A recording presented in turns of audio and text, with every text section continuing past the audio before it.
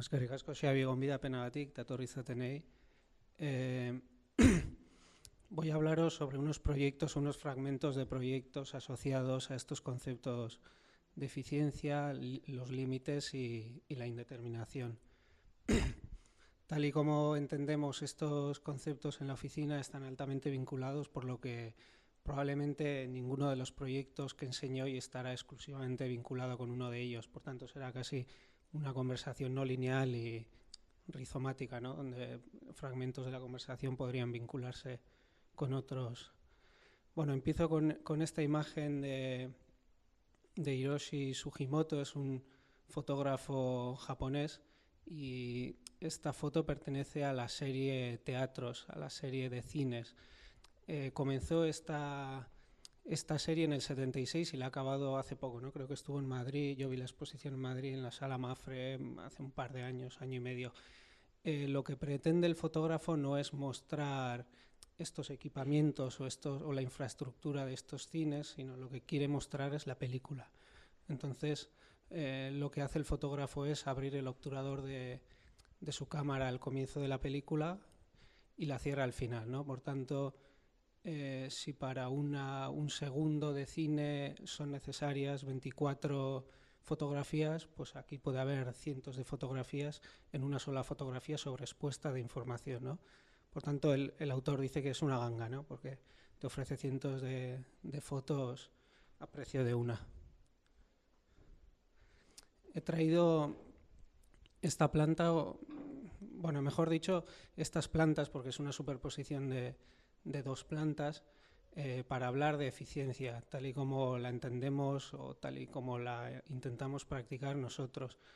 En arquitectura puede que ocurra el recorrido inverso al que hace el fotógrafo japonés, ¿no? Él detecta o capta un periodo de tiempo y lo sintetiza en una sola imagen, ¿no? En arquitectura, en cambio, generamos o creamos un objeto con mayor o menor flexibilidad, pero después puede tener múltiples vidas, ¿no? Hoy en día todos entendemos la eficiencia, o tradicionalmente se habla de eficiencia en términos de energía, ¿no? Todos entendemos, una vez acabada la construcción, la instalación de una serie de gadgets que permiten esa eficiencia, que es cuantificable en kilovatios, por ejemplo, ¿no? Es fácilmente asumible.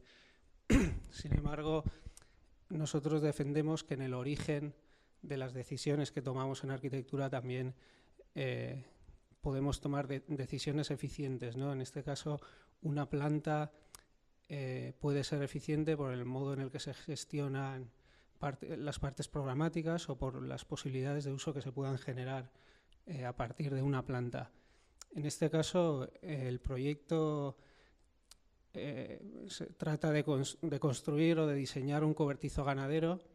Sin embargo, en el futuro es posible que ese cobertizo se convierta en una vivienda. Por tanto, esta planta entendemos que es eficiente porque es capaz de absorber esos dos programas en una sola planta, ¿no? También es una ganga, ¿no?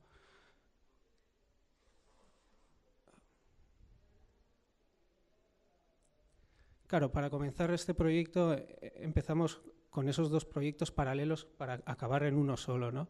En el primer esquema arriba a la izquierda se programan las partes programáticas de la vivienda, ¿no? Dormitorios, comedores, despensas, salones. Se localizan en esa planta de forma muy pragmática por temas de orientación, de superficie, de accesibilidad, y lo mismo se hace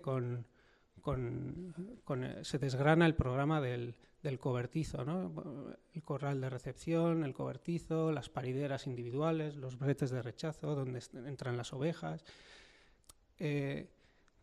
Una vez tenemos esta localización óptima de cada parte programática, superponemos estos esquemas y de ahí descubrimos unos planos generales que se adaptan después o de alguna forma se transforman para responder a temas concretos, como por ejemplo la necesidad de tener forma de embudo el corral de recepción o la absorción del paisaje lejano en el caso de la vivienda. Por tanto, lo que puede ser un dormitorio en la vivienda es el corral de recepción, lo que es la despensa de la cocina o de la posibilidad de uso como vivienda es el almacén del cobertizo, ¿no? Puesto que tiene sus necesidades de localizarse al sur, estar protegido de la lluvia, incluso en una zona seca, ¿no? Por tanto, empieza a cuadrar el programa de forma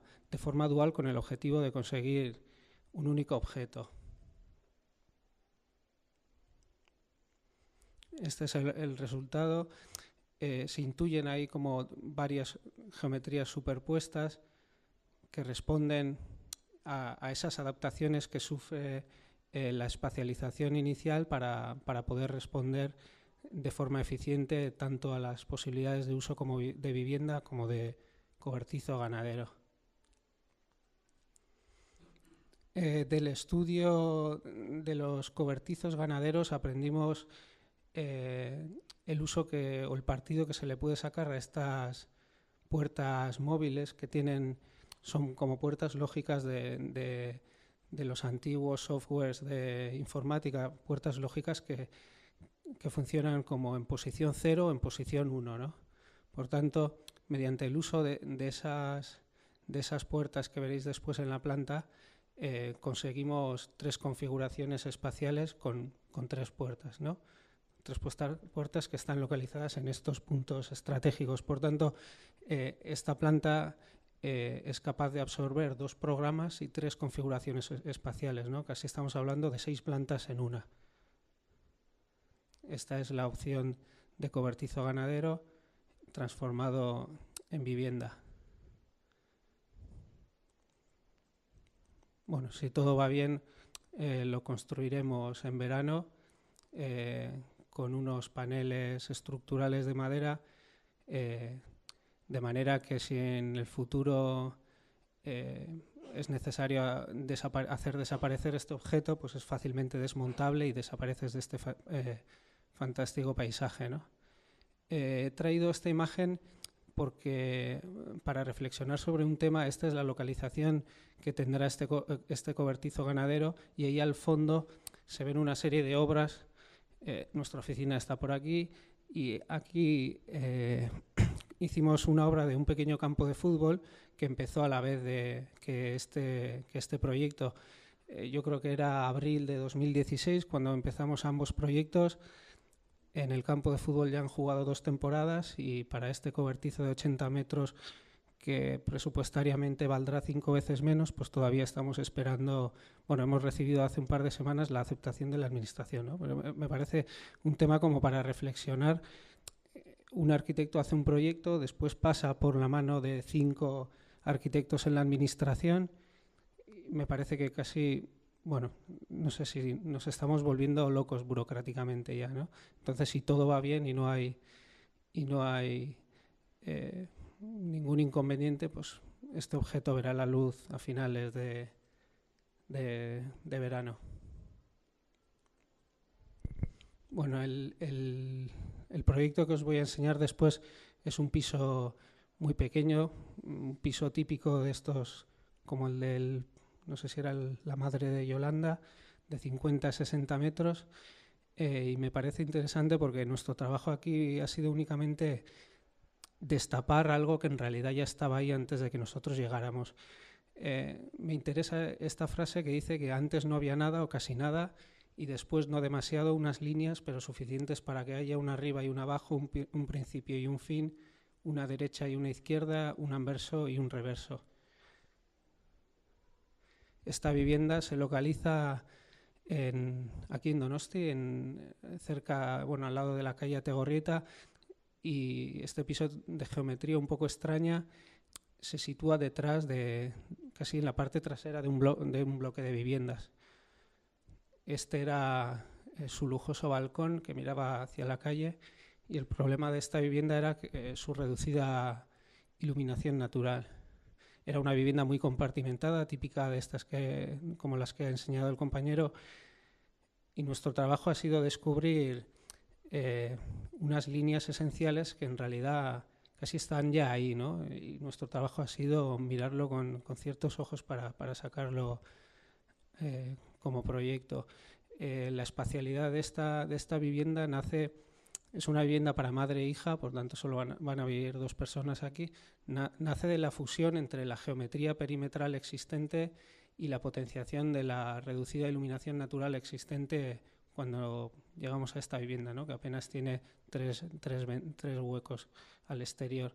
Por tanto, de esta fusión descubrimos un elemento divisor que aparece en este último esquema, que evita ocupar esas franjas lumínicas, pero permite la privacidad entre 2 dormitorios, alberga una serie de elementos determinados, ¿no? Como máquinas, las máquinas de nuestra vivienda, que al final son casi los cuartos de aseo.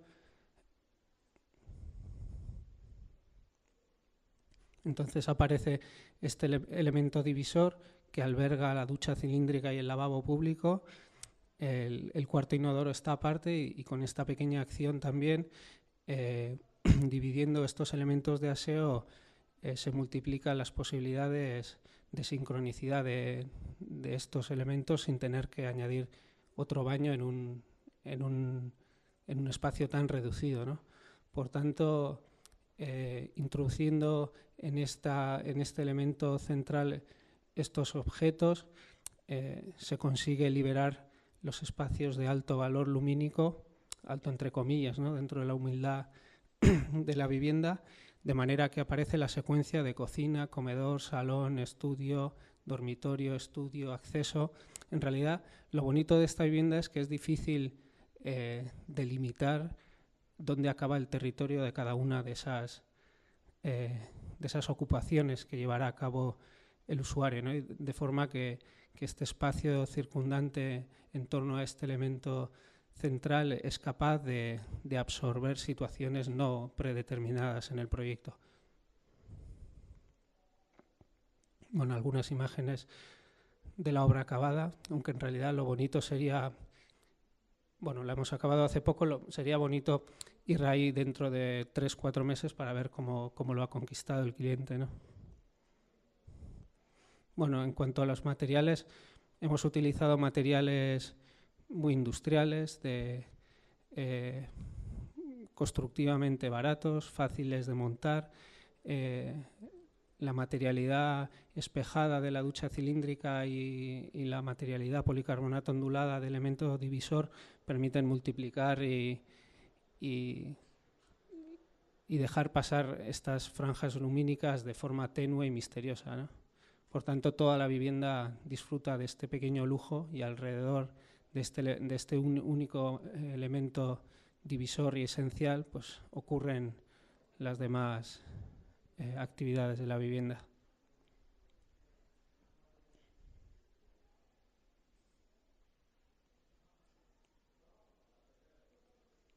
Nos interesa mirar materiales intentando mirarlos con otros ojos, ¿no? En realidad, muchos materiales industriales y muy baratos, ¿no? Por ejemplo, se puede encontrar en cualquier cubierta de patio, en cualquier fábrica. Pueden ser materiales amables para la vivienda, ¿no? Por tanto, creo que hay un campo divertido de estudio.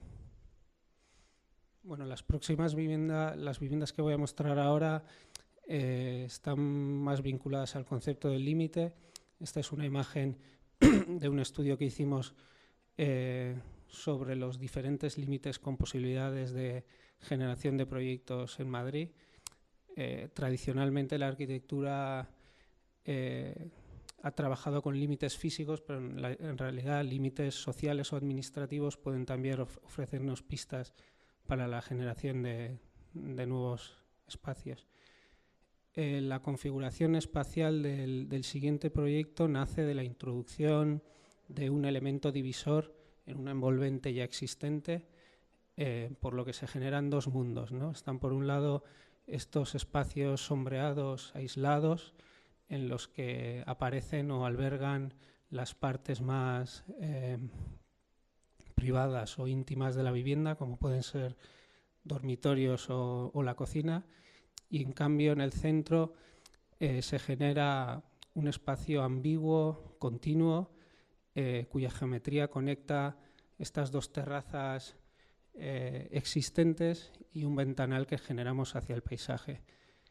En realidad, cuando llegamos cuando nos llamó el cliente y descubrimos este bajo cubierta, en la parte superior existía una terraza de 2 metros de fondo, que en realidad nunca podías disfrutar del paisaje si no estabas ahí, ¿no? De tal forma que ahora, con esta nueva planta, con estos dos mundos, cuando el cliente abre este gran ventanal de la parte superior, todo este elemento, este espacio central, puede entenderse como una terraza los meses más calurosos de verano. Bueno, ese es el bajo cubierta en el que actuamos.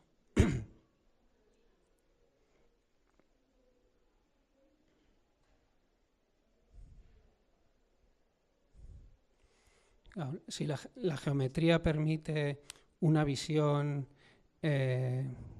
como lejana del paisaje, lo que hace la materialidad espejada de este elemento divisor es justo lo contrario, ¿no? Introduce como esas visiones del paisaje al interior de la vivienda. Por tanto, el resultado o la percepción de esa vivienda en el interior está directamente asociada con las condiciones climáticas o estacionales del exterior.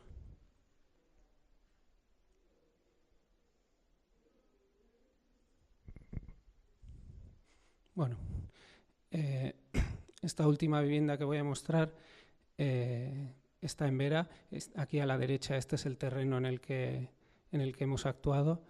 El problema de esta vivienda era que en realidad el paisaje el terreno está como mal orientado, ¿no? La mejor orientación es la que da al camino. Sin embargo, el paisaje está justo en el lado contrario, ¿no? Ese era el dilema con el que empezamos a trabajar. Aquí también trabajamos mucho con el tema de los límites, de forma que en ese primer esquema se puede ver cómo dividimos la casa en tres. A la izquierda, donde están esas flechas, ahí está el camino. Entre el camino y la vivienda generamos un espacio que llamamos la previvienda. Después, ensombreado, está la vivienda y después hacia el paisaje aparece la posvivienda. En realidad nos interesaba que la vivienda pudiese expandirse hacia la previvienda y la posvivienda, ¿no? De esta forma, en esta vivienda se da que no todo lo que se ve desde fuera es lo que es en realidad, ¿no? Puesto que los límites que generan esa previvienda permiten alejarse la vivienda del camino, garantizan la privacidad respecto al camino y esa vivienda disfruta de esos paisajes hacia la zona de la derecha, ¿no?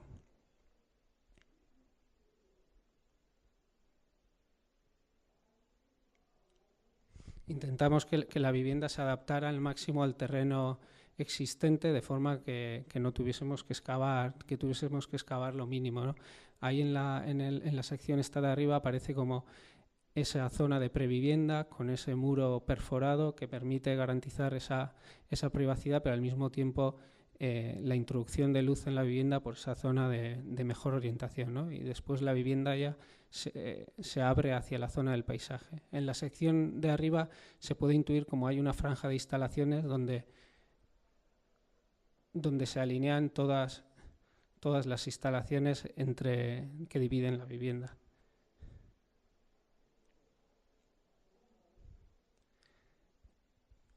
A esta vivienda se accede, claro, en esta vivienda siempre enseñamos primero la planta de arriba, ¿no? Porque en realidad en coche accedes a la planta superior y después tienes una rampa o unas escaleras para acceder directamente a la cocina.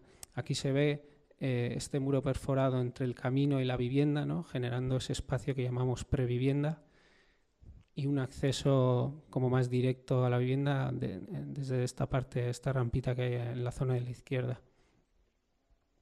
Aquí se ven las dos posibilidades de acceso a la vivienda. Mediante el vehículo entras directamente al garaje y después ya bajas a la vivienda, o después de aparcar tienes una rampa por el que accedes a un medio vestíbulo donde decides si entrar a la vivienda o a la zona de invitados, que es esta cuña que aparece ahí a la izquierda, ¿no? Casi es como una pequeña vivienda que funciona de forma independiente. El mismo esquema que que hemos utilizado para la vivienda, es decir, el de la previvienda, vivienda y la posvivienda, aparece después como esquema generador de las zonas de dormitorio, ¿no? Los dormitorios están estructurados en predormitorios, luego está la franja de instalaciones y después los dormitorios. Hemos diseñado esta estructura muy rígida que permite que los dormitorios en realidad sean cubículos que pueden aceptar cualquier actividad, ¿no? En realidad lo que puede hacer especial cada dormitorio es el predormitorio, ¿no? Por tanto, en ese predormitorio puede haber una zona de costura, una zona de estudio, un vestíbulo, algo vinculado directamente con el usuario que va a colonizar ese dormitorio. En esta franja de instalaciones sombreada pues están todos los elementos húmedos, las cocinas, la chimenea, de alguna forma, bueno, compactando estas líneas de instalaciones. Esta es la imagen desde el camino. En realidad la vivienda apenas interfiere en la visión existente del paisaje, ¿no? Se adapta a esa topografía y aquí podemos ver como ese elemento límite que genera esa división y la previvienda entre el camino y el propio edificio, ¿no? Que en realidad empieza más allá de lo que podemos ver desde el exterior. Y acabo ya con esta imagen mucho más permeable, ¿no? De la posvivienda, más salvaje, más abierto, en el que bueno, los usuarios ya disfrutan del paisaje de forma totalmente íntima. Bueno, muchas gracias.